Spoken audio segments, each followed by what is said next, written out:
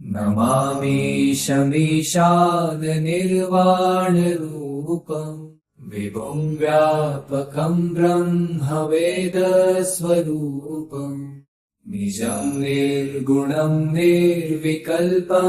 निरीहम् चिदाकाशमाकाशवासं भजेऽहम् निराकारमोङ्कारमूलं तुरीयम्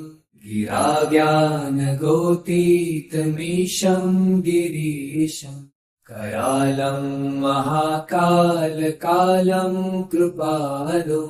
गुणागार संसारपारं नतोऽहम् तुषारात्रिसङ्काशगौरं गभीरम् मनोभूतकोटिप्रभाश्रीशरीरम् स्फुरन्मौलिकल्लोलिनी चारुगङ्गा लसद्भालबालेन्दुकण्ठे भुजङ्गा चलत्कुण्डलं भ्रूसुनेत्रं विशालम् प्रसन्नाननं नीलकण्ठं दयालम् मृगाधीशचर्माम्बरं मुण्डमालम् प्रियं शङ्करं सर्वनाथं भजामि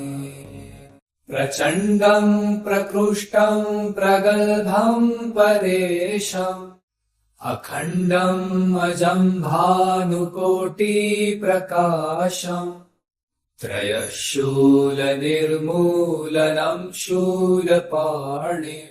भजेऽहं भवानीपतिं भावगम्यम् कलातीतकल्याणकल्पान्तकारी सदा सज्जनानन्ददाता पुरारी चिदानन्दसन्दोहमोहापहारी प्रसीद प्रसीद प्रभो मन्मथारी न यावत् उमानाथ पादारविन्दम्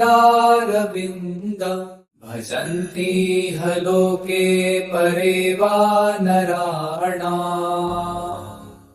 न तावत् सुखं शान्ति सन्तापनाशम् प्रसीद प्रभो सर्वभूताधिवासम्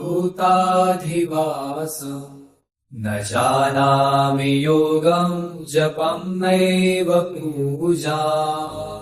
न तोऽहं सदा सर्वदा शम्भुतुभ्यम् जराजन्म दुःखौ गतातप्यमानम्